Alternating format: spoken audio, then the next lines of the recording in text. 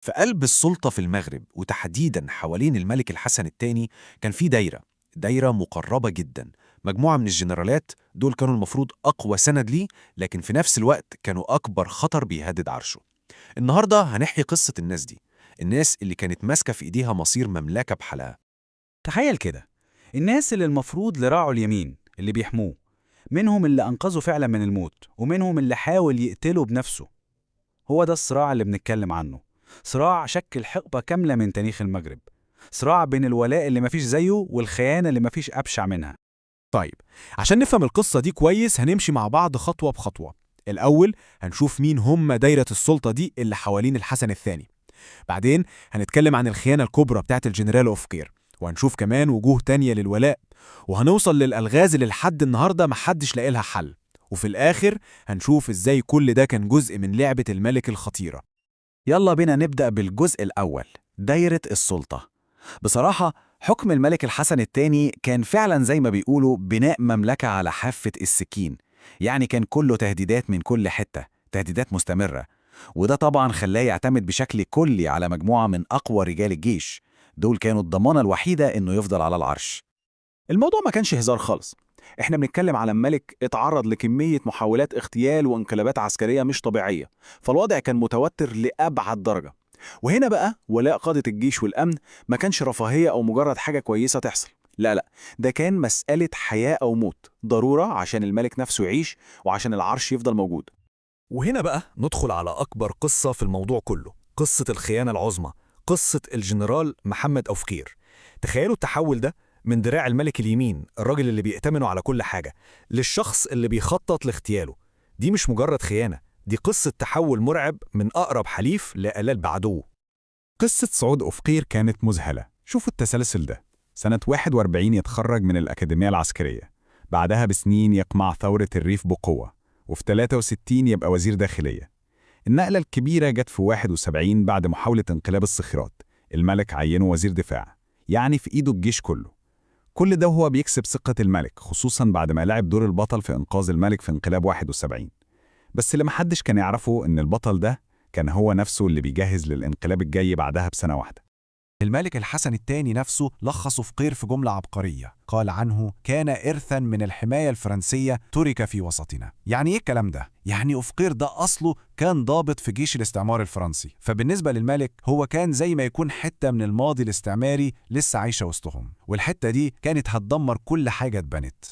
وهنا نوصل ليوم 16 أغسطس 1972، اللحظة اللي كل حاجة هتتغير فيها. طيارة الملك بوينج 727 راجعة من فرنسا ولسه داخلة المجال الجوي للمغرب، رحلة عادية جدا، أو ده اللي كان المفروض. لكن الهدوء اللي كان في الطيارة ده كان هدوء ما قبل العاصفة. وفجأة ظهرت طيارات مقاتلة جنب طيارة الملك. في الأول الملك افتكر إن ده استقبال حافل، لفتة ترحيب يعني، شيء طبيعي. أكيد دراعه اليمين أوفقير هو اللي مرتب المفاجأة دي كدليل جديد على ولائه. مين كان يتخيل إن الترحيب ده كان في الحقيقة فخ؟ وفي لحظة اتحول الترحيب لكابوس. الطيارات دي فتحت النار على طيارة الملك، الرصاص كان بينزل عليها زي المطر. لكن هنا بيبان دهاء الحسن الثاني. في وسط الفوضى دي كلها وبكل هدوء أمر الطيار إنه يمسك اللاسلكي ويقول لهم: الملك مات. خدعة عبقرية. الطيارات المهاجمة سمعت الرسالة وافتكروا إن مهمتهم نجحت، فبطلوا ضرب. طيب، بعد ما شفنا قمة الخيانة مع أوفقير، مهم نعرف إن الصورة ما كانتش كلها سودة. قصة أوفقير دي مش هي القصة الكاملة. في دايرة الملك كان في وجوه تانية خالص، وجوه للولاء. بس الفكرة إن الولاء نفسه كان ليه أشكال وطرق مختلفة، وقصصهم معقدة مش أقل من قصة أوفقير. النقطة المهمة هنا إن الولاء ما كانش شكل واحد أو لون واحد. بصوا على الشخصيات دي. عندنا مثلا إدريس بن عمر، ده الجندي صاحب المبدأ لدرجة إنه ممكن يعارض الملك نفسه. وعندنا أحمد الدليمي، الخليفة الغامض اللي جه بعد أوفقير وكان إيده من حديد. وفي كمان مولاي حفيظ العلوي، رجل القصر اللي قوته كانت في قربه من الملك. وأخيرا حسني بن سليمان اللي بنسميه الناجي الأبدي، ولاؤه كان ثابت ومستمر. كل واحد فيهم قصة لوحده. تعالوا ناخد قصة إدريس بن عمر كمثال. القصة دي بتقول كتير قوي. بعد حرب الرمال مع الجزائر سنة 63 الجيش المغربي كان منتصر، لكن الملك أمرهم ينسحبوا. بن عمر شاف إن دي إهانة للشرف العسكري، جيش كسبان إزاي ينسحب؟ فبشجاعة محدش يتخيلها راح للملك وقلع بدلته العسكرية وحطها قدامه كنوع من الاحتجاج. ده يورينا إن ولاؤه ما كانش أعمى، كان ولاؤه للمؤسسة العسكرية ولشرفها يمكن بنفس قوة ولاؤه للملك.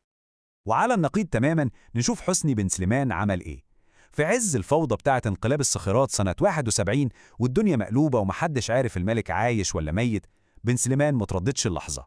خد قرار جريء جدا، سيطر على محطة الإذاعة في طنجة وطلع بنفسه يكذب كلام الانقلابيين ويأكد إن الملك بخير. الحركة دي لوحدها كانت كفيلة إنها تخليه يكسب ثقة الملك المطلقة والأبدية، وبقى من وقتها واحد من أهم أعمدة النظام. طيب دلوقتي نيجي للجزء اللي كله غموض وأسرار، الألغاز اللي ما اتحلتش. بنتكلم هنا عن موت أقوى جنرالين في الدايرة دي، الخاين أفقير وخليفته اللي جه بعده الدوليمي. موت الاتنين دول لسه حواليه علامات استفهام كبيرة لحد يومنا ده. نبدأ بأفقير. الرواية الرسمية بتقول إيه؟ بتقول إنه انتحر بعد ما الانقلاب بتاعه فشل. قصة منطقية صح، بس المشكلة في رواية عيلته بتقول لأ ده اتقتل. والأغرب إنهم بيقولوا إنه لقي في جسمه 5 رصاصات. 5؟ إزاي واحد هينتحر ب5 رصاصات؟ هنا السؤال بيفضل مفتوح، انتحار ولا اغتيال؟ الحقيقة غالبا ضاعت في النص. اللغز الثاني بيبدأ مع خليفة أفقير الجنرال أحمد الدليمي، مات سنة 1983 والسبب الرسمي كان حادثة عربية. لكن السؤال اللي بيطرح نفسه، هل هي فعلا كانت مجرد حادثة؟ الظروف اللي مات فيها بتخلي الموضوع ده محل شك كبير قوي. تعالوا نشوف التفاصيل اللي بتخلي الناس تشك.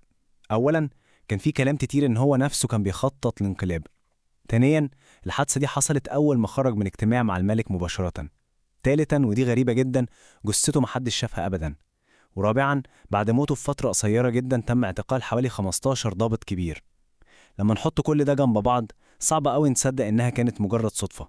الاحتمال الأكبر إنها كانت تصفية عشان يمنعوا خيانة تانية قبل ما تحصل. كل القصص دي، قصص الولاء والخيانة، بتودينا لنتيجة واحدة.